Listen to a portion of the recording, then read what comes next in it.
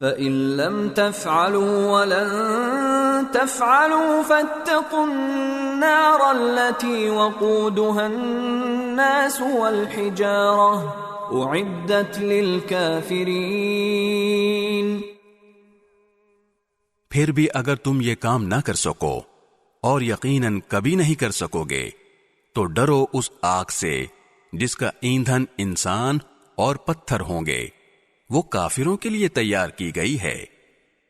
وَبَشِّرِ الَّذِينَ آمَنُوا وَعَمِلُوا الصَّالِحَاتِ أَنَّ لَهُمْ جَنَّاتٍ تَجْرِي مِن تَحْتِهَا الْأَنْهَارُ كُلَّمَا رُزِقُوا مِنْهَا مِن ثَمَرَةٍ رِزْقًا قَالُوا هَذَا الَّذِي رُزِقْنَا مِن قَبْلُ وَأُتُوا بِهِ مُتَشَابِهًا وَلَهُمْ فِيهَا أَزْوَاجٌ مُطَهَّرَةٌ وَهُمْ فِيهَا خَالِدُونَ۔ اور جو لوگ ایمان لائے ہیں اور انہوں نے نیک عمل کیے ہیں ان کو خوشخبری دے دو کہ ان کے لیے ایسے باغات تیار ہیں جن کے نیچے نہریں بہتی ہوں گی۔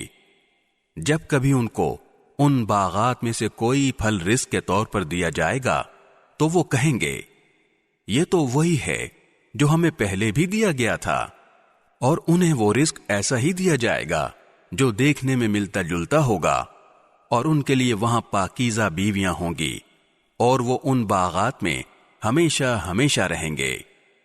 ان اللہ لا يستحيي ان يضرب مثلا ما بعوضة فما فوقها فأما الذين آمنوا فيعلمون أنه الحق من ربهم وَأَمَّا الَّذِينَ كَفَرُوا فَيَقُولُونَ مَاذَا أَرَادَ اللَّهُ بِهَذَا مَثَلًا يُضِلُّ بِهِ كَثِيرًا وَيَهْدِي بِهِ كَثِيرًا وَمَا يُضِلُّ بِهِ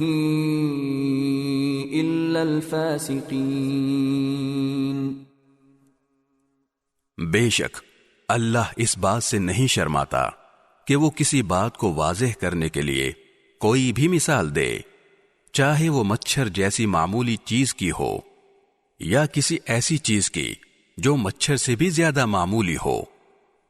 اب جو لوگ مومن ہیں وہ خوب جانتے ہیں کہ یہ مثال ایک حق بات ہے جو ان کے پروردگار کی طرف سے آئی ہے۔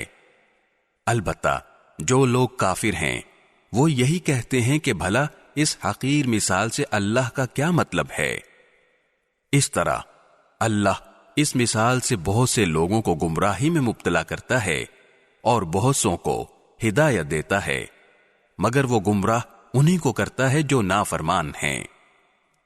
الذين ينقضون عهد الله من بعد ميثاقه ويقطعون ما أمر الله به أن يوصل ويفسدون في الأرض أولئك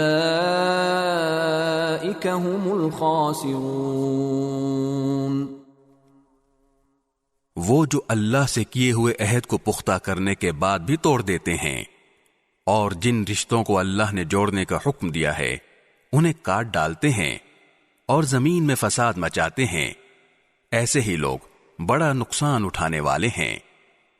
کیف تکفرون باللہ وکنتم امواتا فاحیاکم ثم یمیتکم ثم یحییکم ثم الیہ ترجعون۔ تم اللہ کے ساتھ کفر کا طرز عمل آخر کیسے اختیار کر لیتے ہو؟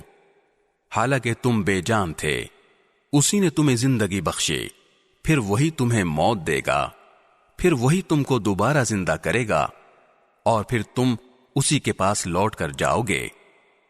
هو الذی خلق لکم ما فی الارض جميعا ثم استوى الى السماء فسواهن 7 سماوات وهو بكل شيء عليم.